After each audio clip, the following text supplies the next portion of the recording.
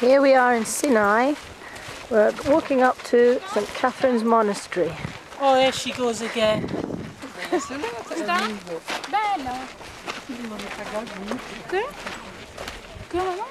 Votre mère, elle est venue ici aussi. Ta mère, mamie, elle est venue ici.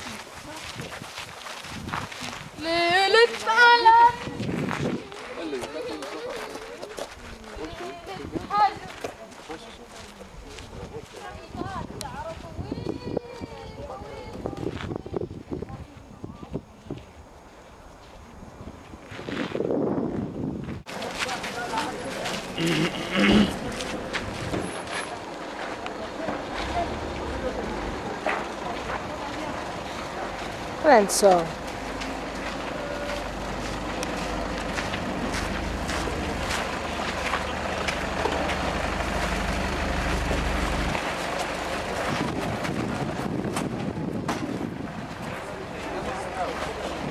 nothing to this. That's why some of them went back to the valley of the Nile, to Luxor and Aswan, which is the beginning of the river Nile, just to bring the black soil from there. Because you know, one of the names which given to our country at the time, which was Kemet. Kemet, which means the black country.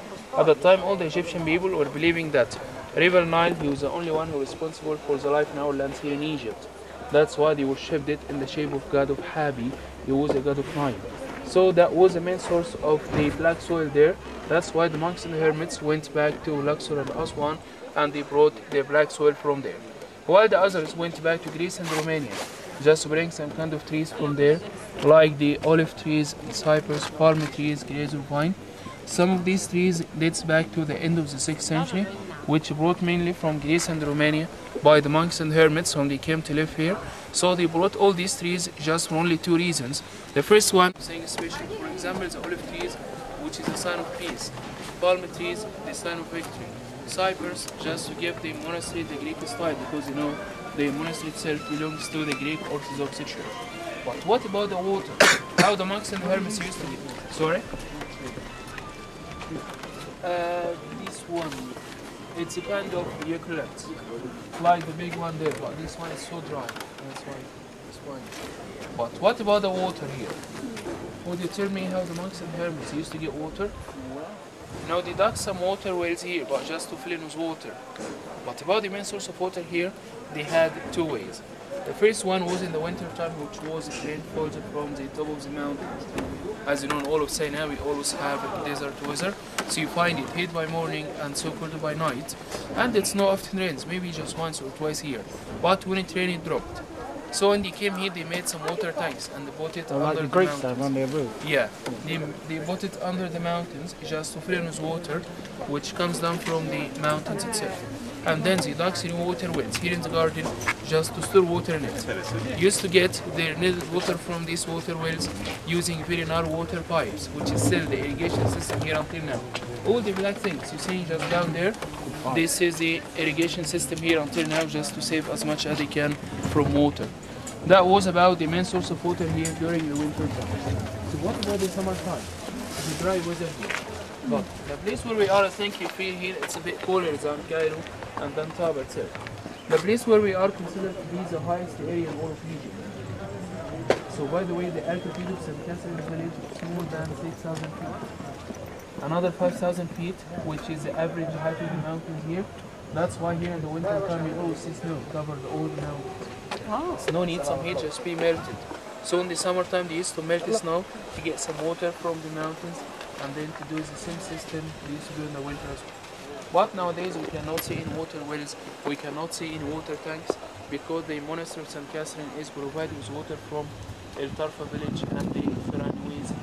I think that in the way to here you have seen the very big water tank, the blue one just there. So the people until now they still using the water tanks just to carry the water from the oasis to get here. Because in all of Egypt we just have only 5 desert oases, all of them are in the Sahara Desert, which is the border between Egypt and Libya. But here in Sinai we have the only and the oldest desert oasis here, the place called Quran Oasis, the place which lays about 75 kilometers from here. Also it's another holy place, because as you know Moses when he came here twice. The first ones when he escaped from the punishment of the Pharaoh and came to the land of Sinai, where he got lost for about 40 years until he came to here. He climbed up to the mountain, he spoke to the God, and then he went back to Egypt just to bring all the Hebrews from there. On the way back from Egypt, that's the one we call it the second journey from Egypt to here. He passed by the oasis of Firan. At the time, it wasn't oasis; it was just a desert like here. But Moses, he stayed there for about 10 years because there was a famous war happened between the Egyptians and the Hebrews there. When he camped there, it was nothing to eat, nothing to drink. So they started to look for some water until they found plenty of water there. Since the time, the Firan oasis considered to be the richest area in all of Sinai, which has a big amount of water. That's why until now the view is just tanking. Where does the water come from? Actually, until now there is nobody knows because the water there it's all the year around, which is never run out. That's why there is nobody knows what is the Quite source amazing. of In the water. middle of the desert. Actually, it's still dry weather there as well, but all the year around you still have water, and the oasis itself has about 40 water wells. But all the water wells there are very deep, which is varies between 25 to 35 meters under the ground. That's They've why. not done any, air when you can do. Exploration? No, it said they haven't found out the reason. Oh no, but some nowadays with radar they can tell how the water goes. No, actually, because in the whole desert of Sinai, very dry weather, just rains just once or twice. But there also Twice a year. twice a year. But here in the summer, they just used to get dew from the mountains and then melting snow as well. But there in the oasis, still very dry. I didn't know you had dews on the mountain. Just in the summertime sometimes here. And now you can just find the snow at the top. Maybe next month you'll find too much snow. But he doesn't use it anymore, because now they just tank the water from there too. And just a few minutes and then I'll let you enter the skull house or the charnel house. This yellow house, the one behind, this one was built by one of the monks, his name is St. Stephanus. St. Stephanus, who came from Greece, he was an architect who erected the fortified walls around the monastery. St. Stephanus, when he came here, he wanted to be like the holy people who lived here. That's why after he finished the construction of the fortified walls, he came and he built this small house to be as a little cell for him. And all the monks and the hermits, when they lived here, they used to make their cemeteries under the ground, as usual. But year after year, their number being a very big number. And all of them, they used to believe in the second life after death, especially for the body, for the soul, like us, we still believe in it. So they couldn't find any more cemeteries here because of the mountains, because of the nature of the land here, which was a rocky land. So they couldn't find any more cemeteries here. So it was a problem too. So they have been thinking for a long time until they found a very good solution for the problem. The solution they found that they opened all the areas which were done by them before, and then they collected all the skulls and bones from them, and they brought it here in the skull house, which is known later as the skull house or the charnel house. And then they chose a place, which is just here, behind this wall, for doing a new cemetery. The total number of them are 6. Used to bury the other dead people in a period of time between 6 to 10 months. Just to show their bodies to the sun, to the wind. Open all of them again, collected all the skulls and bones, just be stored here in the skull house. That's why once you get inside, you will find lots of skulls and lots of bones, which dates back to different centuries since opening of St. Catherine's Monastery. And also you'll find a little figure, which representing St. Stephanus, the owner of this place. You will find it dressed in a black mantle, which is a monk's uniform, wearing a hat with a white cross. But actually also now they doesn't use the graves or they doesn't use the skull house for any reason. If any one of them die, he should go home just be buried. Where he came from? Actually the total number of them are 20 now, which is completely decreased from 650. That was the total number of the monks since opening of the monastery. But the total number of them now are 20. It's one from Egypt, one from Jordan, but actually the Jordanian one, he's Egyptian, but he has the Jordanian passport. One from England, one from America, the other from Greece and Romania. By the way, about the monk's duty, divided into 2 main sections. The first one starts from 5 to 7 a.m. every day, just to do the morning service in the church. The second one from 3 to 5 p.m. just to do the afternoon service. And inside you might find those people still wearing the monk's uniform, which is a black or a blue mantle with a hat having long beards. Those people, we just call them priests or hermits. The people who would like to be in touch with the monks, try to learn from them just to be qualified to be as a monks later. Before being inside, I'd like to tell you about the main reason for opening the skull house for all the people to be inside. I think it's not worth it for anyone to see skulls and bones of the dead people. But it's very important because this one is still as a reminder for everyone that there is a second life after this. To do the best during the first life, enjoy the paradise of second life as monks and hermits, whom they came and lived here and died here and buried here, and they're all waiting for the second life as is the first life. That's why once you get into the church, you will find lots of things which hanging down from the ceiling, like very big ostrich eggs. Also you'll find the Bedouin kids outside the monastery just selling the colored eggs. The people in the Easter time always using eggs. Eggs, which is very important in Christianity. The significance for rebirth after death. That's why you find so many inside, and they open the skull house for all the people to be inside this. Is that a monk? This one is a priest. For a priest. It's a priest. Yeah, because the monks, they always based in the monastery. Yeah. They're all Orthodox, by the way. That's why the main language here, it's Greek language. So all of them, even the Egyptian people, even the English monk, You have to learn Greek. all of them. Especially, the English monk is assistant of the Archbishop here. That's why, they speak in Greek and the Coptic language very much. Okay, so shall we go inside? By the way,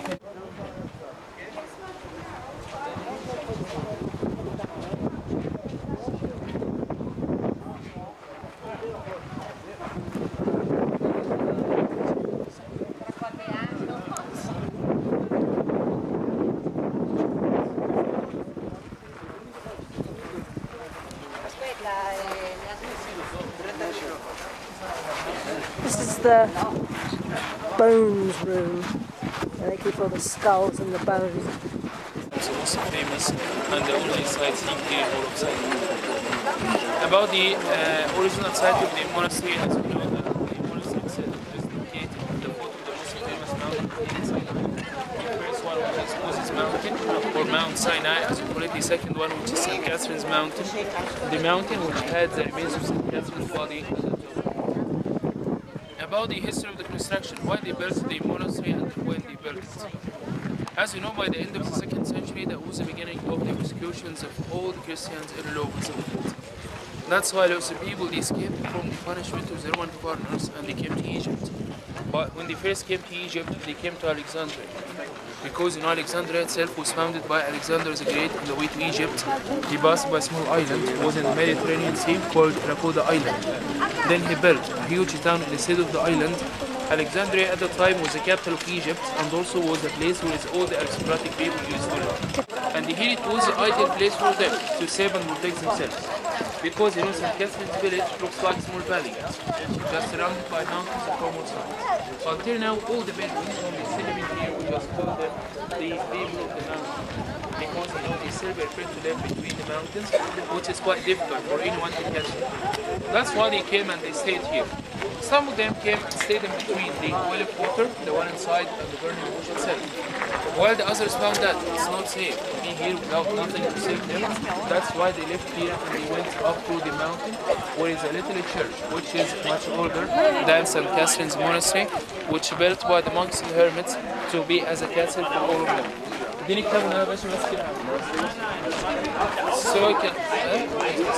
So I can see this is the top of Moses Mountain with a little church at the top.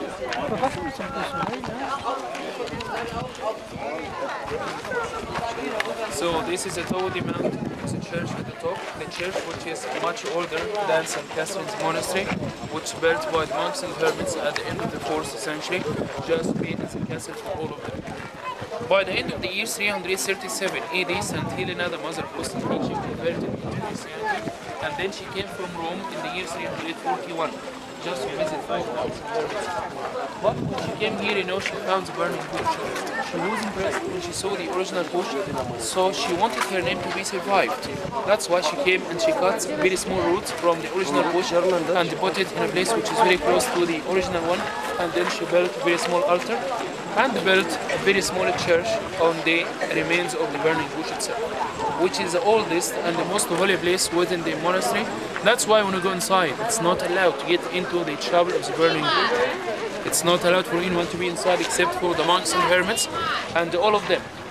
Before being into the chapel of the burning bush, they should remove their shoes, as per the order which given from the God to Moses, that you have to take off your shoes. He's standing now in front of the holy valley. After that, at the end of the 5th century, also Emperor Justinian, he converted into Christianity, and then he came to here just to visit all the monks and hermits.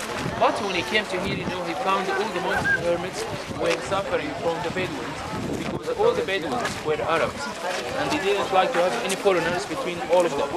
That's why they used to repeat and attack all of them. So Justinian, when he came here, he built the church Transfiguration, just be as a special place for bringing and worshiping for all of them. Adopted the church was built to make the name of Sidora, his wife, be survived forever. And then to make it to be completely protected, he built the fortified walls around the church just to save and protect all the monks and hermits from the influence. That's why the fortified walls here are very high and very thick as well. So the original height of the fortified walls are varies between 12 to 2 meters high. The original thickness varies between 1.7 to 2.8 meters. You can just have a look at the top. Look at these small windows and these small walls, which used by the officers and soldiers to protect the people inside. But in the peaceful days, stairs of rooms behind, which using nowadays to be as little houses for all the kings and for all the monks and hermits on this 11th side. Now we're standing in front of the northern side of the monastery, where you can just have a look at the top and bottom. You can just find the additions which added by Napoleon Bonaparte in the year 1800. But we still have the east, the western and southern sides are original parts where you cannot ever find any additions added to both sides. And actually those people been to here like the Arabs. People always ask me why the mosque is still inside, which is never used. It usually said after the Arab conquest Egypt, the monks of Sinai went to Medina, and as you know, Medina, the place in Saudi Arabia, the place where his Prophet Muhammad, when he traveled from Mecca, he settled there in Medina, and they made it to be as a capital of all the Muslims. So the monks of Sinai went to Medina, and they asked Prophet Muhammad protection, and then Prophet Muhammad guaranteed a month for all of them. Since that time, the monastery of St. Catherine and all the monks of Sinai were respected by all the Muslim rulers from Egypt after that time, except at the end of the 11th century. That was the beginning of the new era here in Egypt, which was the Fatimid era. Cairo itself was founded during the Fatimid era by one of the Fatimid rulers. His name is Jawhar Asqali. Was another one. His name is Al-Khalifa Al-Amir bi-Hukmillah. This man actually was a crazy man. Why he was a crazy? Because he wanted the whole population of Egypt to be Muslims.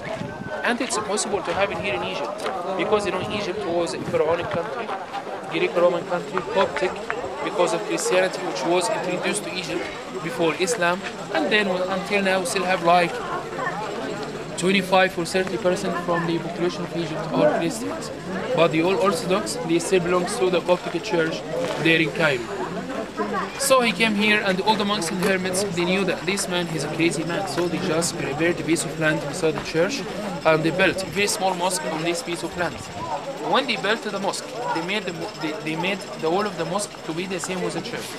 If you destroy the church, the mosque automatically should be destroyed as well. And it's a big mistake for to do something like this. When he came here, he changed his mind and offered protection for all of them without taking any taxes from any one of them. And also the Turkish came to here, and they added those things to the monastery, because at the time Egypt was a part of the Turkish Empire. When the Turkish governor Sultan Selim I came from Astana in the year 1517. So when the Turkish came to Egypt, they made Christianity to be as a main subject, just to be taught in all the schools at the time. And then the French went to here. But actually the monastery starting from the second half of the 19th century until now, the monastery couldn't so good. Why it couldn't so good? Because the monastery lost about its in Turkey, This book has been transferred from me to be in another way or to go to moving inside, I'd like to see about the main entrances of the monastery, which has about 3 main entrances. The first one just located on the other side, you also find the western side, but we use it as a private one for the monks and hermits. And here on this side, we still have 2 more entrances. The first one, the one you can see just down there. So this one has been used to be as a lift for us to transfer all the people from outside to be inside. The big one for people, the small one just up there, just for getting stuff. Okay, shall we go inside where you can see the original high bed is about 4 meters high, consists of 4 pieces, about 20 components, carved in the forms of wine, environment is animals, equipment includes bear cox process, and some cases.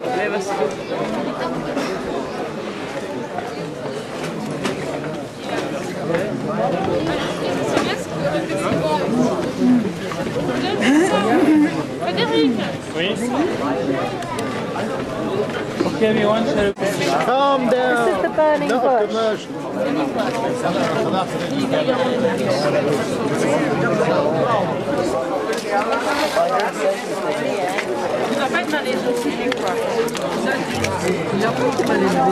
This is the one.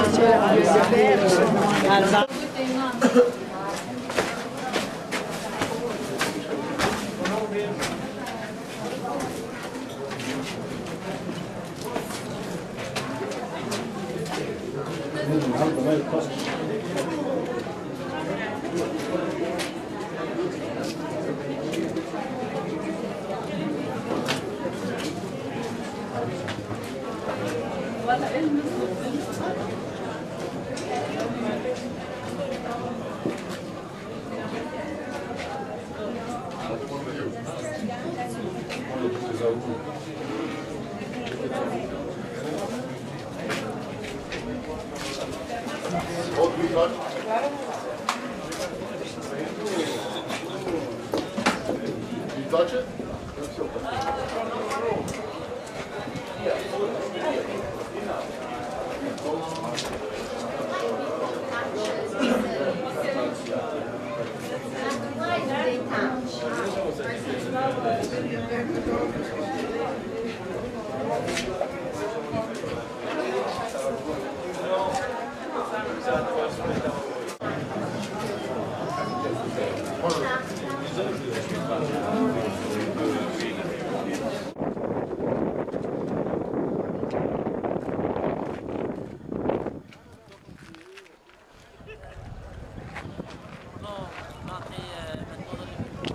Simone, monte jusqu'ici, c'est bien, tu vois bien?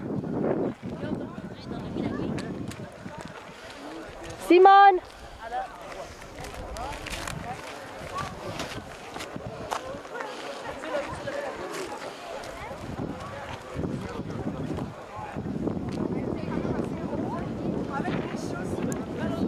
Simone!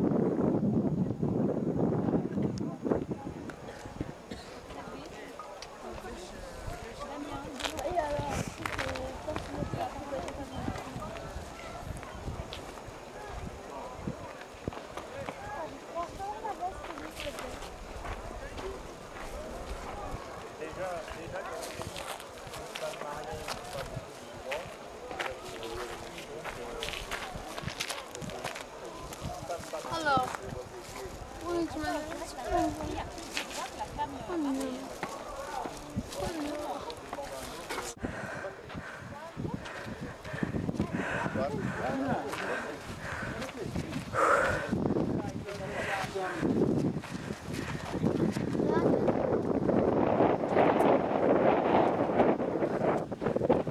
Is he a friendly camel?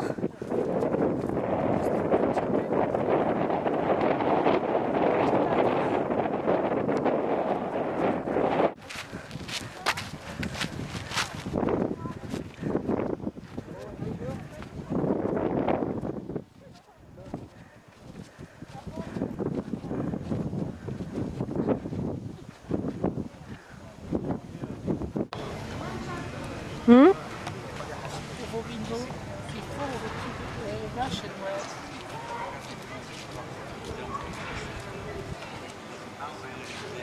Where what? They were poor, weren't they? Hmm. So they used to send the lead to Cuba because they had business. The military and the tank were Russian. The mafia was shown, weren't they?